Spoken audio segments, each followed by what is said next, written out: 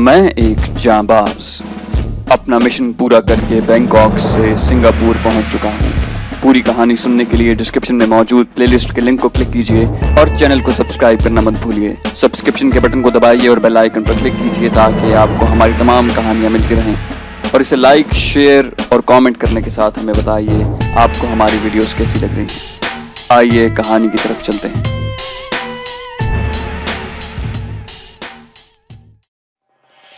Bangkok में पाकिस्तानी सफारत खाना grace hotel के बिल्कुल सामने सड़क की दूसरी जानिब वाक़ है। गेट पर ही पहरेदार ने मुझसे ऐसे ज़ाती सवाल पूछे जैसे शादी के तालिब किसी उम्मीदवार से लड़की के वालिदैन पूछते हैं। उसके सब सवालों का बेहद तहम्मुल से जवाब देने के बाद उसने मुझे 3rd सेक्रेटरी तक जाने की इजाज़त दी। सिफारत खाने की 4 दीवारी में दाखिल होते ही मुझे यूं महसूस होने लगा जैसे जिंदा फिरौनों की सल्तनत में आ गया हूं। आध घंटा इंतजार करवाने के बाद 3rd सेक्रेटरी ने मुझे शर्फ बारियाबी बख्शा। मैंने उसे कहा कि मुझे सफीर साहब से मिलना है तो उसने मेरे पासपोर्ट को उलट पलट कर देखते हुए कहा कि ओवरस्टे। मैंने कहा जनाब, मुझे एक साथी काम के सिलसिले में सफीर साहब को मिलना है और उन्हें इस्लामाबाद से मेरी आमद की इत्तला मिल चुकी है। सेक्रेटरी ने 2 टोक इनकार करते हुए कहा कि जब तक तुम अपना मसला मुझे नहीं बताओगे मैं तुम्हें सफीर तक नहीं जाने दूंगा। पासपोर्ट पर मेरा नाम रॉबर्ट माइकल और मजहब ईसाईयत दर्ज था, इसलिए मुझसे अछूतों जैसा सलूक किया जा रहा था। मैं खामोशी से उसके कमरे से बाहर आ गया। सिफारत खाने के एक चपरासी को 100 भात नजराना पेश किया तो उसने बताया कि पहली मंजिल पर आखिरी कमरा सफीर का है और पहले उसके प्राइवेट सेक्रेटरी से इजाजत लेनी होगी। मैं काठमांडू में पाकिस्तानी सिफारत खाने में गार्ड्स से लेकर सफीर तक की फिरौनियत को न सिर्फ देख चुका था बल्कि उन्हें तिनके की तरह सीधा भी कर चुका था। मैं पहली मंजिल पर गया और प्राइवेट सेक्रेटरी के कमरे के बाहर चपरासी के मना करने के बावजूद अंदर चला गया। चपरासी मेरे पीछे कमरे में आया और सेक्रेटरी को मेरी गुस्ताखी का बताया। मैंने कहा मुझे सफीर से फौरी मिलना है। प्राइवेट सेक्रेटरी ने तहकमाना लहजे में मुझसे पूछा कि तुम बगैर इजाजत अंदर क्यों आए। मैंने कहा इसलिए कि ये सिफारत खाना तुम्हारी बीवी के जहेज का हिस्सा नहीं बल्कि पाकिस्तानी अवाम की मिल्कियत है और अगर 5 मिनट के अंदर तुमने मुझे सफीर से न मिलाया तो मैं तुम्हारी हड्डियां तोड़ दूंगा। मैंने ये कहते हुए उसी के टेबल से कागज और कलम उठाया और उस पर राजा त्रिदेव के हवाले से लिखा कि मुझे फौरी मिलना है। ये कागज उसके सामने रखकर मैंने पिस्टल निकाला और उसकी नाल से इशारा करते हुए उसे कहा कि सफीर के कमरे में जाए। जो काम शराफत, खुश इखलाकी और तहम्मुल मिजाजी से ना हो सका वो काम पिस्टल की नाल ने कर दिखाया। सेक्रेटरी मेरा कागज लेकर सफीर के कमरे की तरफ गया। मैं उसके पीछे ही था। वो अंदर दाखिल हुआ तो उसके साथ ही मैं भी कमरे में चला गया। शानदार फर्नीचर से आरास्ता इस बड़े कमरे में आबनूस की बड़ी ऑफिस टेबल के पीछे सफीर साहब एग्जीक्यूटिव चेयर पर बैठे थे। यही वक्त था कि या मैं ऐनक के पीछे उसकी घूरती आंखों और माथे पर पड़ी शिकनों से मुतासिर होकर हथियार डाल देता या अपने तर्ज अमल से उसे एहसास दिलाता कि ये शख्स अगर घी सीधी उंगली से न निकले तो टेढ़ी उंगली से भी निकाल सकता है। इससे पहले कि सफीर कुछ कहे मैं उसके बिल्कुल सामने वाली कुर्सी पर बैठ गया और बोला कि सिफारत खाने के गेट से लेकर तुम्हारे कमरे में आने तक मुझे बखूबी अंदाजा हो गया है कि अवामी खजाने पर पलने वाले चपरासी और गार्ड से लेकर तुम तक अवामी खादिम खुद को पाकिस्तान के खुद बख्तार मालिक समझते हो और तुम्हारी यही गलत फहमी दूर करने के लिए मैंने अपनी शरीफाना कोशिश को नाकाम होते देखकर पिस्टल का सहारा लिया है। तुम्हारी ये बनावटी इज्जत बनी रहे तो अपने पीए को कमरे से बाहर भेजो वरना कल के अखबारात की शह सुर्खियों में तुम्हारे मुताल्लिक खबरें शाया होंगी। सफीर ने मेरे तेवर देखते हुए अपने पीए को जाने और चाय लाने का हुक्म दिया। अभी तक उसने मेरा चंद सतरी कागज नहीं पढ़ा था। मैंने उसे कहा कि राजा त्रिदेव ने उसे आज हिदायत दी होंगी। मैं कल दिन को फिर आऊंगा और मुझे अपने हमराहियों के लिए 2 घंटे के अंदर पासपोर्ट मिल जाने चाहिए। ये कहकर मैं उठा और सफीर के चाय पीने के लिए जोर देने के बावजूद कमरे से निकलते वक्त उसे कहा अपने स्टाफ को बता देना कि हमें बगैर किसी रोक टोक के तुम्हारे पास आने दिया जाए और तुम भी किसी फर्जी मीटिंग का उज़्र करके ना तो सिफारत खाने से गायब होना और ना ही हमें इंतजार करने का कहा जाए। मैं तुम्हारी रिहाइश गाह और तुम्हारी फैमिली के अफराद के मुताल्लिक पूरी जानकारी रखता हूँ। मुझे इस बात पर मजबूर न करना कि मुझे सिफारत खाने के बजाय तुम्हारे घर पर दस्तक देनी पड़े। ये कहकर मैं सिफारत खाने से बाहर आ गया। मैं जानता था कि मेरा तर्ज अमल शरीफाना न था लेकिन ये भी जानता था कि लातों के भूत बातों से नहीं मानते। चाय पीने के लिए मैं सामने ही ग्रेस होटल में चला गया। ये होटल मिडिल ईस्ट के तेल की दौलत से मालामाल अरब शेखों और उनके हवारियों के लिए मखसूस है। इस होटल में अरबी तर्ज से आरास्ता कमरे, लॉबियां और डाइनिंग हॉल हैं। फर्शी नशिस्तों के लिए कीमती ईरानी कालीन, दीवारों के साथ गाओ तकिए और जा बजा बड़े हुक्के जिन्हें अरबी जबान में शीशा कहते हैं पड़े हुए थे। हम जैसे गरीबों को तो इस होटल वाले घास भी नहीं डालते। अपने मुमालिक में इस्लामी कवानीन की सख्ती से निकलकर यहाँ पहुंचकर ये अरब शेख बेलगाम घोड़ों की तरह हर किस्म की अखलाकी हुदूद को फांद जाते हैं। मुसलमानों में तस्बीह, हिंदुओं में माला और ईसाइयों में रोज़ेरी यानी बड़ी तस्बीह का मैंने एक ही मकसद के लिए इस्तेमाल होते देखा, यानी अपने अपने अकायद और मजहब के मुताबिक इबादत करना। लेकिन ग्रेस होटल में पहली बार मैंने थाई जबान से बेबहरा 80-85 साल के अरब शेख को, जिन्हें उनके हवारियों ने दोनों जानिब से थाम रखा था, फाहिशा औरतों से तस्बीह के दाने गिनकर भाव ताव करते देखा है। इन बूढ़े शेखों की बुढ़ापे के बायस ऐसी हालत थी कि अपने कदमों पर खड़े भी नहीं हो सकते थे, लेकिन एक वक्त में 6 फाहिशा औरतों से सौदा करते थे। मैं अपने होटल में वापस लौटा तो कैसर ने मुझे बताया कि सबकी पासपोर्ट साइज की तस्वीरें बना ली गई हैं। इससे फारिग हुआ तो रानी का पैगाम मिला। मैं रानी के कमरे में गया तो रानी ने शिकवा किया कि मैंने और मेरे साथियों ने उसके लड़के को मारा है। मैंने उसके लड़के की तमाम हरकत उसे बताकर कहा कि जब तक आप लोग मेरे साथ हैं उस वक्त तक ये मेरी जिम्मेदारी है कि सबका ख्याल रखूं और किसी के साथ भी ज्यादती ना होने दूं। क्या तुम चाहती हो कि तुम्हारे लड़के को जिनसी ख्वाहिश पूरी करने की इजाजत दे दूं ताकि एक और सोनिया दुनिया में आ जाए? तुम्हारे लड़के को तो मैं बहुत ज्यादा सजा देना चाहता था। वो थाई गुंडों का पिस्तौल उठाकर हम पर फायर करना चाहता था और मेरा ये उसूल है कि जब किसी का पिस्तौल या किसी असलहे की नाल का रुख मेरी या मेरे साथियों की तरफ होता हो तो मैं उसे जिंदा नहीं छोड़ता। अपने लड़के को अच्छी तरह से समझा दो कि अगर आइंदा उसने ऐसी हरकत की या मेरी हुक्म उदूली की तो अपने कदमों से पाकिस्तान पहुंचने के बजाय 4 लोग उसका कफन बक्स अपने कंधों पर उठाकर उसके बाप के पास ले जाएंगे। रानी खुद भी अपने लड़के की खुदसरी से नाला थी। मेरी बात सुनकर कहने लगी कि उसके साथ जो मुनासिब समझो वही सुलूक करो। मुझे तो मेरी सोनिया मिल गई है और अब मेरा दिल इस ख्याल से ही तड़प उठता है कि मुझे बहुत जल्द उससे जुदा होना पड़ेगा। मैंने रानी को राजा त्रिदेव से होने वाली गुफ्तगू को बताया और कहा कि मुझे ऐसा महसूस होता है कि राजा सिर्फ अपने जवाहिरात में ही इंटरेस्टेड है। मैं आइंदा 2-3 रोज में 2 दिनों के लिए सिंगापुर जा रहा हूँ। वहाँ की जवाहिरात की मार्केट में निहायत माकूल कीमत पर उन्हें फरोख्त किया जा सकता है। अगर तुम चाहो तो सोनिया के लिए जो जवाहिरात तुमने अलग रखे हैं उन्हें भी वहीं फरोख्त कर दिया जाए। रानी ने फौरन ही अपने सूटकेस में से जवाहिरात से भरी चमड़े की एक बड़ी थैली निकाल कर मुझे दी। मेरे जहन में यकयक एक ख्याल आया। मैंने रानी को कहा कि जैसे कि मैं तुम्हें पहले बता चुका हूँ कि राजा को सिर्फ जवाहिरात से दिलचस्पी है जिनसे वो अपनी भरपूर अय्याशी करने की आरज़ुएं पूरी करना चाहता है। इस्लामाबाद में उसके रहने में तुम यकीनन उसकी अय्याशियों की राह में हायल होगी। अगर तुम चाहो तो मैं पाकिस्तान में राजा साहब से ये कह सकता हूँ कि उसके सारे मौरूसी जवाहिरात तुमने लॉकर में बैंकॉक के एक बैंक में रखवा दिए हैं और इसी शर्त पर तुम उन्हें राजा को दोगी अगर वो तुम्हें कराची में मुस्तकिल रहने की इजाजत दे। रजी की बीवी भी तुम्हारे साथ ही रहेगी और सोनिया हर वक्त तुम्हारी आंखों के सामने होगी। मुझे यकीन है कि राजा तुम्हारी शर्त को फौरन मान जाएगा, क्योंकि जहाँ तक मैं समझता हूँ वो खुद भी तुम्हें अपने साथ रखना पसंद नहीं करेगा।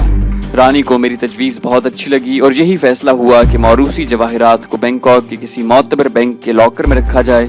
मैं जानता था कि हमारे पाकिस्तान पहुंचने पर अपने जवाहिरात न मिलने पर राजा चिरागपा हो जाएगा और ऐन मुमकिन था कि मेरे खिलाफ कोई कार्रवाई करे। लेकिन एक तो रानी के मेरे हमनवा होने और दूसरे पीपल्स पार्टी की हुकूमत के डामाडोल होने के बायस उसके लिए शायद ये मुमकिन न होता। कैसर और रजी ने भी हमारे साथ होना था और हमारा असलहा भी जिसने अब तक हमारे तमाम मुखालिफिन को जहन्नम रसीद किया था वहाँ भी हमारे तहफ़्फ़ुज़ के लिए इस्तेमाल हो सकता था। जवाहिरात बिलाखिर राजा को ही मिलने थे और उनके हुसूल के लिए राजा को रानी की ख्वाहिश के आगे झुकना ही पड़ता। शाम को मैंने मुजम्मिल को फ़ोन किया और हमने तय किया कि ठीक 1 माह बाद बैंकॉक के इंटरनेशनल प्लाजा होटल में वो जेसीओ, सिपाहियों और अगर मुमकिन हो तो मेरी शराइत पर अमल करने और साथ देने वाले पाकिस्तान के हामी साथियों के हमरा मुझे मिलेगा और हम में से जो भी पहले आए वो 15 रोज दूसरों का इंतजार करे। अगले रोज सुबह ही मैंने बैंकॉक के बैंक ऑफ अमेरिका में अकाउंट खोलकर एक लॉकर में जवाहिरात अपने नाम से रखवा दिए। बाद दोपहर में ओरिएंटल होटल में खुनसा के नुमाइंदे से मिलने गया। ठीक 3 बजे सफेद सूट पर सुर्ख गुलाब लगाए एक शख्स होटल की लॉबी में आया और रस्मी अलैक सलैक के बाद मुझे अपनी गाड़ी में लेकर बैंकॉक के दूसरे हिस्से में गया जिसे समंदर पर बने एक पुल ने मिला रखा है। वहाँ रिहायशी फ्लैटों के एक कॉम्प्लेक्स में मुझे एक शानदार फ्लैट में ले जाया गया। ड्राइंग रूम में मुझे बैठे चंद मिनट ही गुजरे होंगे कि खुनसा और उमर खान अंदरूनी कमरों से इकट्ठे ड्राइंग रूम में दाखिल हुए और मैं हैरान रह गया जब नंबर 2 और उसके साथी भी उनके पीछे ही उसी दरवाजे से ड्राइंग रूम में आकर बादब खड़े हो गए। हम सब खामोश थे। खुनसा ने इस सुकूत को तोड़ते हुए कहा कि तुम्हारी हिफाजत के लिए भेजे गए लाओसियों की हलाकत की जिम्मेदारी तुम पर आयद होती है, इसलिए मैंने तुम्हें यहाँ बुलवाया था। लेकिन तुम्हारे साथ भेजे गए इन थाइयों ने जब मुझे असल हकीकत बताई और मेरे एक खास मोतमिद साथी की मेरे खिलाफ साजिश का बताया तो मुझे एहसास हुआ कि लाइलमी में रहते हुए तुमने मुझ पर बहुत बड़ा एहसान किया है। वो गद्दार अब तक अपने अंजाम से दो चार हो चुका है। मैंने ही तुम्हारे साथियों को इस हिदायत के साथ यहाँ 2 बजे बुलवाया था कि तुम्हें बताए बगैर वो यहाँ आ जाएं। तुम्हारा नंबर 2 तुमसे इतना मुतासिर हो चुका है कि जब मैंने उसे सही सूरत हाल जानने के बाद इनाम देना चाहा तो उसने इनाम में उमर के गिरोह से अलहदगी और तुम्हारे आइंदा मिशनों में तुम्हारे साथ देने की ख्वाहिश का इजहार किया है। उसूली तौर पर हमारे गिरोह में जब कोई शामिल होता है तो हम उसे किसी सूरत अलहदा नहीं करते, लेकिन उसकी ख्वाहिश और तुम्हारे एहसान के बदले हम इस उसूल को तोड़ने पर भी तैयार हैं। अगर तुम भी उसे अपने साथ शामिल करना चाहते हो तो हम उसे बखुशी इजाज़त दे देंगे। मस्तान से भी मेरी कल रात फ़ोन पर गुफ्तगू हुई है। तुम्हारे आइंदा के इरादे जानकर मुझे बहुत खुशी हुई है। तुम अपने वतन दुश्मनों को मलियामेट करने का फैसला कर चुके हो। मेरे पास तुम्हारे बहुत कारामद इन्फोज हैं। काठमांडू में तुमने जिस इसराइली मोसाद की एजेंट लड़की की जान बचाई थी वो भी तुम्हारे इखलाक से बहुत मुतासिर है और इत्तेफाकन आजकल यहीं पर है। अगर तुम चाहते हो तो कल 11 बजे वो तुमसे यहीं पर मिल सकती है। तुम्हें अपने मिशनों की तकमील के लिए जो कुछ भी और जहां भी दरकार हुआ बिला तकल्लुफ मुझे बता देना। मेरा नुमाइंदा जो आज ओरिएंटल होटल में तुम्हें मिला था हर रोज तुमसे रात 10 बजे फ़ोन पर राब्ता करेगा। मैंने खुनसा और उमर से उनके ताउन का, जिसके बगैर मेरा रांगा माटी पहुंचना नामुमकिन था, बहुत शुक्रिया अदा करते हुए कहा कि नंबर 2 की वफादारी और दलेरी शको शुबे से बालातर है और उसे मैं अपने आइंदा मिशंस में हमराह रख कर खुशी महसूस करूंगा। इसराइली लड़की से मैं कल 11 बजे ज़रूर मिलना चाहूँगा। मुझे चूंकि बैंकॉक शहर के मुख्तलिफ इलाकों से वाकफियत नहीं, इसलिए मुझे लेने के लिए अगर आप 10 बजे गाड़ी भेज दें तो बहुत आसानी रहेगी। नंबर 2 को मैं आज अपने वापसी के प्रोग्राम के मुतालिक बता दूंगा। शाम को 7 बजे उमर अपने गार्ड्स के हमराह मेरे होटल आया। मेरे कमरे में सिर्फ हम दोनों ही थे। इधर उधर की बातों के बाद उमर ने कहा कि मेरे इस वक्त आने का मकसद ये है कि मैंने और खुनसा ने फैसला किया है कि तुम्हारे आइंदा के मिशंस में तुम्हारी माली ज़रूरियात को हम पूरा करें। इसलिए कल सुबह मैं तुम्हें अपने हमराह अमेरिकन एक्सप्रेस बैंक में ले जाकर $20 लाख के तुम्हारे नाम के ट्रेवल्स चेक बनवा दूंगा।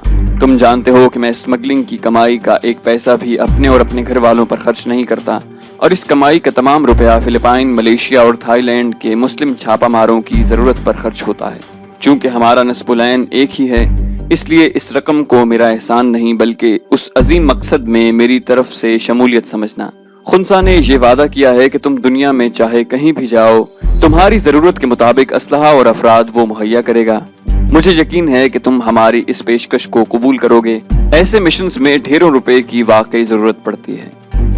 अब तो मैं मग और मुरंग कबीलों के जवाहिरात की फरोख्तगी और गोखले की तिजोरी की दौलत से ही काम चला रहा था, लेकिन आइंदा दरपेश मिशंस के लिए मुझे खासे सरमाए की ज़रूरत थी। उमर की ऑफर से मेरी ये परेशानी भी दूर हो गई।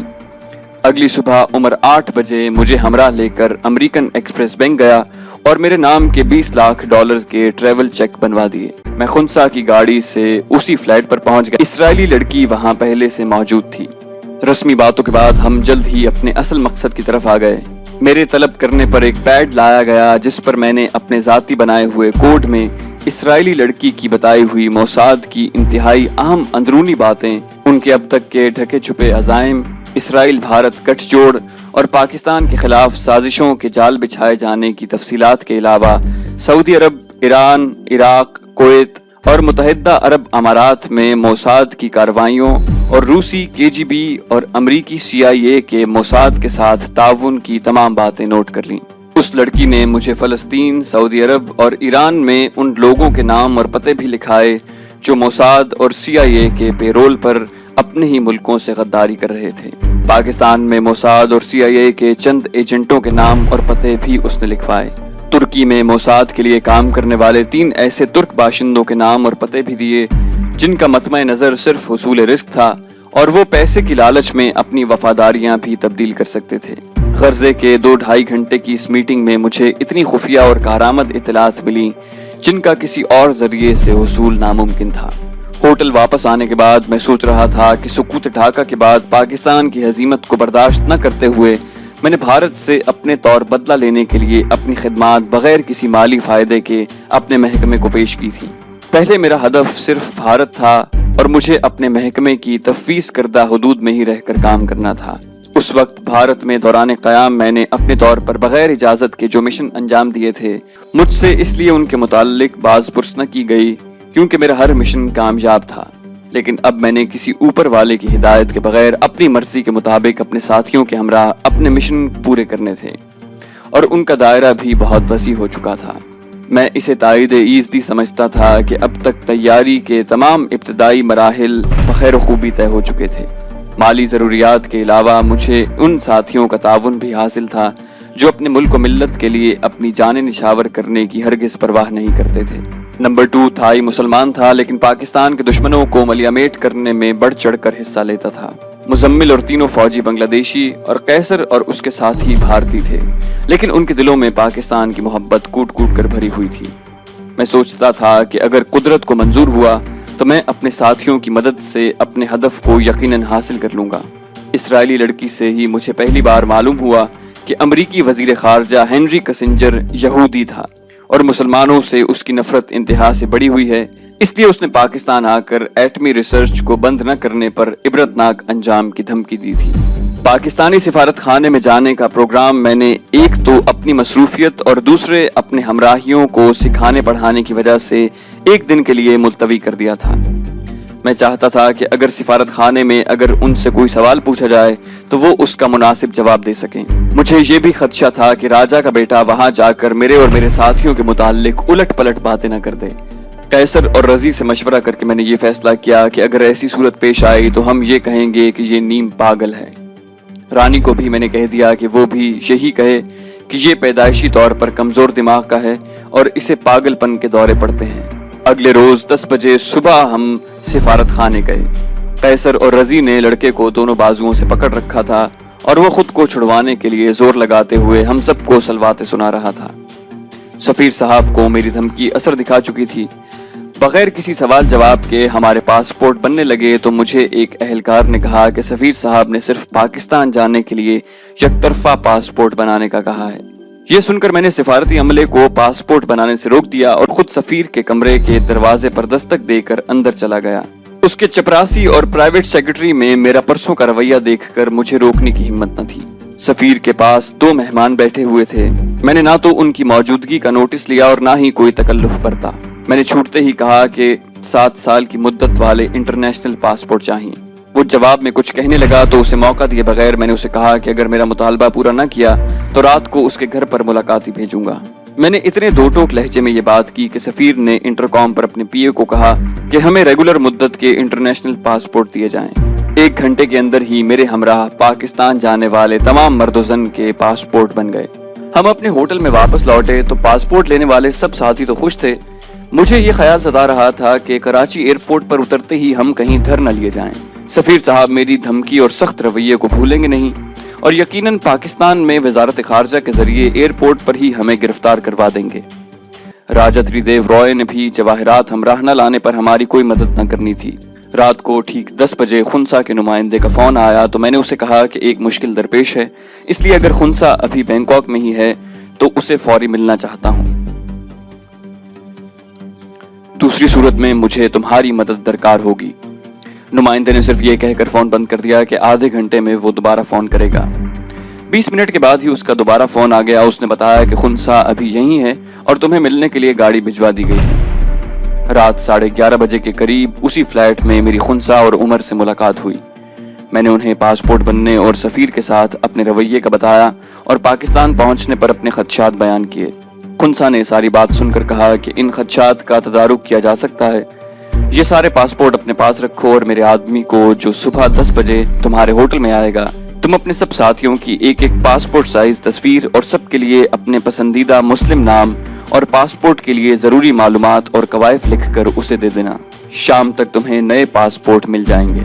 अगले रोज तुम अपने तमाम हमराहियों के साथ इन नए पासपोर्टों के साथ सिंगापुर चले जाना और 2-3 रोज वहां गुजार कर कुआलालंपुर आना और एक रात वहां गुजार कर उन्हीं पासपोर्टों पर पाकिस्तान जाना।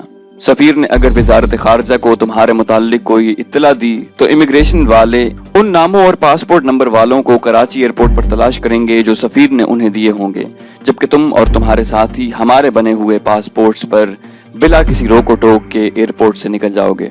सिंगापुर जाते वक्त मेरे नुमाइंदे के आदमी बैंकॉक एयरपोर्ट पर सब पासपोर्टों पर एंट्री की मोहरें भी लगा देंगे, जबकि इन पासपोर्टों पर पाकिस्तान से रवानगी की मोहरें भी लगी होंगी।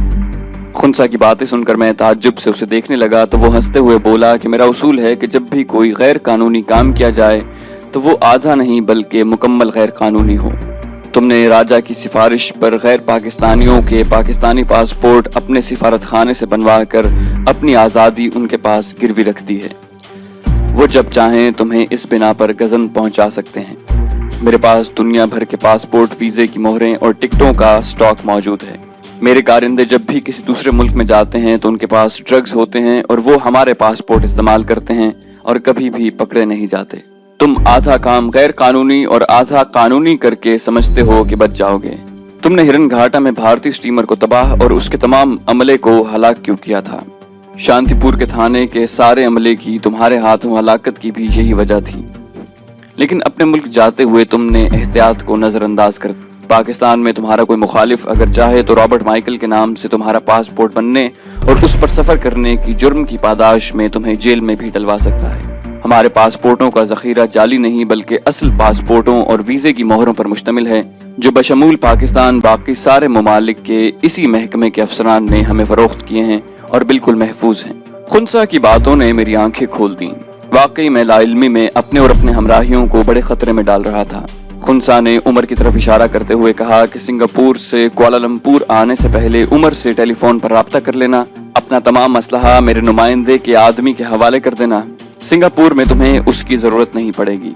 कुआलालंपुर से उमर के आदमी तुम्हें जहाज पर सवार करवाएंगे और तुम्हारा असलहा जहाज के अमले के हवाले कर देंगे, जो कराची एयरपोर्ट के बाहर तुम्हें मिल जाएगा। मुझे तमाम हिदायत देखकर उमर और खुनसा उठ खड़े हुए और मुझसे हाथ मिलाकर अंदरूनी दरवाजे से अंदर चले गए और खुनसा का एक कारिंदा मुझे मेरे होटल में छोड़ आया।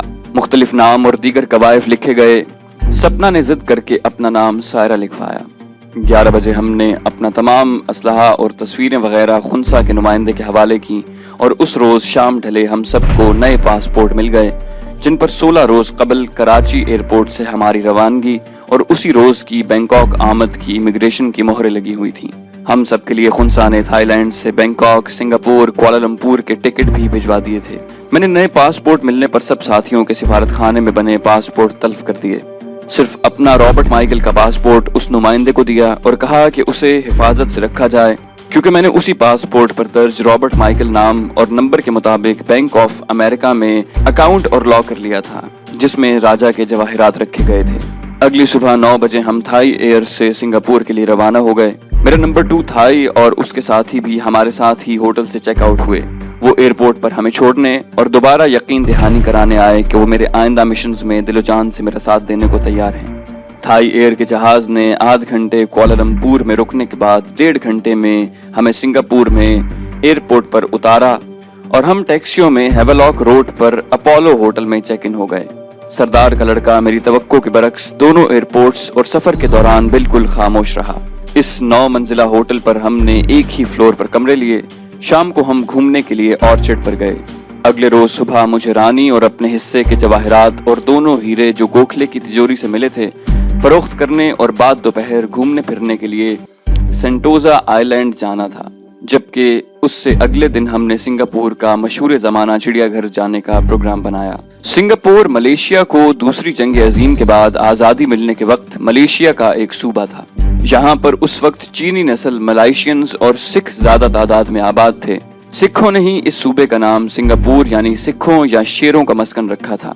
मलाइशिया मुसलमान मुमलिकत है और मुसलमानों में गद्दार हमेशा से अपना किरदार अदा करते रहे हैं। यहाँ के एक मुसलमान वजीर आजम ने अरबों डॉलर के एवज अपना एक सूबा थाईलैंड और दूसरा सूबा सिंगापुर अपने चीनी नस्ल बाशिंदों को बेच दिया। चीनियों का लीडर ली क्वान यू था, जो 1991 में सिंगापुर का वजीर आजम और अब हुकूमत का मुशीर आला है। मलेशिया के बेशतर चीनी नस्ल शहरी सिंगापुर मुंतकिल हो गए। लीडर और हुक्मरान पुरखुलूस हों तो मुल्क को तरक्की करते देर नहीं लगती। मलेशिया से अलहदगी के वक्त सिंगापुरी $2 के एवज मलेशियन करेंसी का 1 रिंगिट मिलता था, लेकिन अब 1 सिंगापुरी डॉलर के एवज 2.25 रिंगिट मिलते हैं।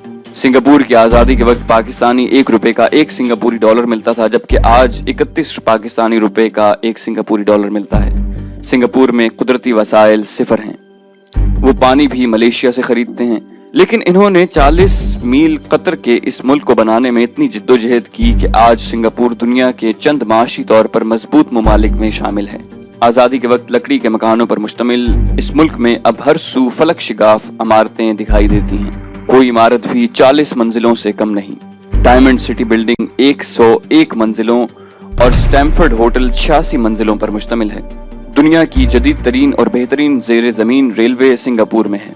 हुकूमत ने इस मुमलिकत की आबादी को 25 लाख से न बढ़ने का प्लान अवाम को दिया था और अवाम के ताउन से 20-25 हज़ार की कमी और बेशी के सिवा आबादी 25 लाख से न तो कभी 24 और न ही कभी 26 लाख होती है। हुकूमत अवाम की खैरख्वाह और अवाम कानून का बेहद एहतराम करते हैं। सिंगापुर की आज़ादी का हीरो ली कुआन यू 24 बरस से ज़्यादा मुल्क का वज़ीर आज़म रहा।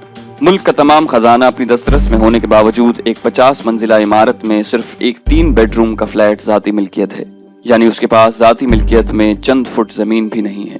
हुकूमत से अमली अलहदगी के बावजूद उसकी अवाम बेइंतहा इज्जत करते और उसे कौम का बाप समझते हैं। सिंगापुर एयरलाइंस के आगाज के वक्त पाकिस्तानी पायलट और पट्टे पर दूसरे मुल्कों से जहाज लिए गए थे, लेकिन आज हालत यह है कि पाकिस्तान सिंगापुर के मतरूका जहाज लेने के लिए कोशां है। सिंगापुर में उस दौर में डायमंड सिटी बिल्डिंग तामीर नहीं हुई थी और जवाहिरात का ज्यादातर कारोबार हांगकांग में होता था। सिंगापुर में ऑर्चर्ड रोड पर जवाहिरात की खरीदो फरोख्त की चंद दुकानें थी। मैं ऑर्चर्ड रोड पर लैरी ज्वेलर्स में गया, जो फ्रांस की एक मशहूर जवाहिरात की कंपनी की शाख थी। मैंने रानी के और अपने जवाहिरात के अलावा गोखले की तिजोरी से मिलने वाले हीरे उन्हें दिखाए। इतनी ज्यादा मिकदार में ना तराशीदा जवाहिरात और तराशीदा हीरे देखकर उस दुकान का मैनेजर खुद कोई फैसला न कर सका और कहने लगा कि मैं इन जवाहिरात को हांगकांग में अपनी कंपनी के हेड ऑफिस को दिखाना चाहता हूं।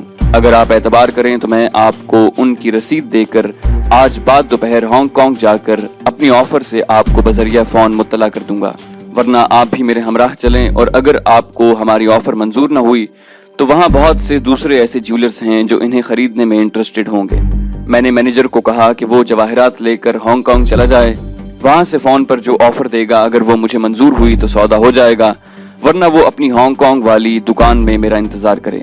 मैं पहली फ्लाइट से वहाँ पहुंचकर जवाहिरात उससे ले लूंगा। मैनेजर ने हर एक तराशीदा और ना तराशीदा जवाहिर का अलग अलग वजन किया, साइज लिखा और पोलराइड कैमरे पर एक जवाहिर की तस्वीर उतार कर और रसीद बनाकर मुझे दी। अगले रोज उसका फोन आया और उसने रानी के जवाहिरात के 1,35,00,000, मेरे हिस्से के जवाहिरात के 40 लाख और दोनों हीरों के 55 लाख सिंगापुरी डॉलर में कीमत लगाई। उस जमाने में पाकिस्तानी रुपया और सिंगापुरी डॉलर तकरीबन बराबर की मालियत के थे। मैंने रानी को बताया तो उसने फौरी मंजूर कर लिया। ये ऑफर मेरी तवक्को से भी ज्यादा थी। मैनेजर ने मुझे ये भी कहा कि मुमकिन है बेल्जियम या फ्रांस में आपको इससे ज्यादा रकम की ऑफर मिल जाए, लेकिन वहां आपको इन जवाहिरात के हुसूल और खुद मालिक होने के सबूत भी पेश करने पड़ेंगे। मैंने मैनेजर को कहा कि 1 घंटे बाद वो अपनी ऑफर पर नजरसानी करके मुझे दोबारा फोन करे, तब मैं उसे बता दूंगा कि ये सौदा उससे हो सकता है या नहीं। 1 घंटे के बाद उसने फोन किया और अपनी ऑफर में 15% इजाफा करते हुए कहा, अब जैसे आपकी मर्जी। मैंने हाँ कर दी और दूसरे रोज फौरन उसने सिंगापुर में मुझे तमाम रकम की अदायगी कर दी। लैरी ज्वेलर्स की दुकान पर मैं पहली बार सुबह के वक्त गया था। उसी रोज प्रोग्राम के मुताबिक हम सब साथियों समेत सेंटोजा जजीरे पर गए। ये जजीरा सिंगापुरियों के लिए तफरीह और पिकनिक का मकाम है। सिंगापुर से 1.5 किलोमीटर के फासले पर इस जजीरे पर केबल कार और समंदर में फेरी के जरिए जा सकते हैं। हम केबल कार से गए। लोहे के मजबूत रस्सों से लटकते 20 केबिन, जिनमें हर एक पर 2-3 अफराद बैठ सकते थे। समंदर के ऊपर 100 फीट से ज्यादा बुलंदी पर मशीनों के जरिए दिन भर आर पार आते जाते हैं। केबल कार में मेरे साथ सपना बैठी। उसने तन्हाई के इस मौके को गनीमत जानते हुए जुमानी अल्फाज में अपना मुद्दा बयान करते हुए कहा कि मैं तो चाहती हूँ कि शादी के बाद हनीमून सिंगापुर में गुजारूं। मैं इस मौजू पर गुफ्तगू से गुरेज कर रहा था میری نظریں اپنے خوابوں میں بسے نسوانی عکس کی متلاشی تھیں۔ ویسے بھی کسی حتمی فیصلے پر پہنچنے سے پہلے میں سپنا کے ماضی اور دارجلنگ میں اس سے والدین کی جائیداد جس کی وہ واحد وارث تھی بقول اس کے ٹیلی فون پر ملی ایک دھمکی سے خوفزدہ ہو کر دستبردار ہونے کی اصل وجہ جاننا چاہتا تھا۔ اگر وہ کوئی عام اور کمزور دل لڑکی ہوتی تو پھر بھی اس کا یہ قدم قابل قبول تھا، لیکن اس دلیری اور نڈر پن کو دیکھتے ہوئے میں اس بات پر یقین کرنے سے قطعی انکاری تھا کہ اس نے خوفزدہ ہو کر اپنی جائیداد سے دستبردار ہونے کا فیصلہ کیا۔ میں نے اسے کہا کہ میں کوئی بھی فیصلہ کرنے میں جلدی نہیں کرتا، لیکن جب کوئی فیصلہ کر لیتا ہوں تو اس سے کبھی واپس نہیں ہٹتا۔ میں بہت جلد تم سے چند باتیں پوچھوں گا اور اپنے متعلق وہ بھی بتاؤں گا جن کا ابھی تک تمہیں علم نہیں۔ اس میٹنگ میں ہم ایک حتمی فیصلہ کریں گے، اس لیے تم تھوڑا وقت انتظار کرو۔ سنٹوزا جزیرے پر چھوٹی پٹڑی کی تفریحی ریل گاڑیاں سارے جزیرے کے گرد گھومتی ہیں۔ جزیرے کے وسط میں ریسٹورانٹ، عجائب گھر اور کئی تفریحی گیمز تھیں۔ اب تو ان میں میوزیکل فاؤنٹین اور مومی عجائب گھر کا بھی اضافہ ہو چکا ہے۔ بہرحال شام ڈھلے ہم اس تفریحی جزیرے سے پوری طرح لطف اندوز ہو کر اپنے ہوٹل واپس پہنچے۔ دوسرے روز لیری جیولرز کے مینیجر نے امریکن ڈالرز میں مجھے جواہرات اور ہیروں کی قیمت ادا کی۔ میں نے رانی کے جواہرات کے ڈالر اسے دیے۔ مشن کے آغاز سے اور پاکستان سے روانہ ہونے کے بعد سے لے کر سنگاپور آنے تک میرا اور میرے ساتھیوں کا ایک لمحہ بھی ہتھیاروں کے بغیر نہیں گزرا تھا، لیکن سنگاپور میں ہم بغیر ہتھیاروں کے تھے۔ جزیرے سے واپسی پر راجا کے لڑکے کو قابو میں رکھنے کے لیے میں نے پیپلز پارک سے ایک ایسا نقلی پستول خریدا جو دیکھنے میں بالکل اصل لگتا تھا۔ اگلے روز ہم چڑیا گھر دیکھنے گئے۔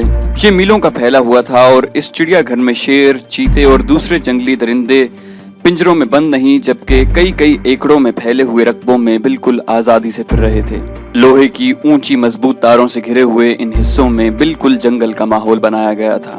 میں وہاں بھی پاکستان کے لاہور اور کراچی کے چڑیا گھروں میں پنجروں میں بند جنگلی جانوروں کی حالت زار کا سوچتا رہا۔ پاکستان میں اتنے وسیع اور بے آباد رقبے ان شہروں میں موجود ہیں جہاں سنگاپور کے چڑیا گھر سے کئی گنا بڑے چڑیا گھر بنائے جا سکتے ہیں، لیکن یہاں کے حکمرانوں کو اپنی لوٹ کھسوٹ سے ہی فرصت نہیں ملتی کہ اس طرف دھیان دیتے۔ تو دوستو یہ تھی ہماری آج کی کہانی۔ امید کرتے ہیں آپ کو ہماری کہانی پسند آئی ہوگی۔ جانے سے پہلے اسے لائک اور شیئر کرنا مت بھولیے، اور اگر ابھی تک آپ نے ہمارے چینل کو سبسکرائب نہیں کیا تو اسے سبسکرائب کیجئے اور ساتھ بیل آئیکن پر کلک کیجئے تاکہ آپ کو ہماری تمام ویڈیوز بلا تاخیر ملتی رہیں، اور ساتھ ہمارے فیس بک پیج کو فالو کیجئے جس کا لنک ڈسکرپشن میں موجود ہے۔ ہم مزید ویڈیوز لے کر جلدی حاضر ہوں گے۔ اپنا بہت خیال رکھیے گا۔ اللہ حافظ۔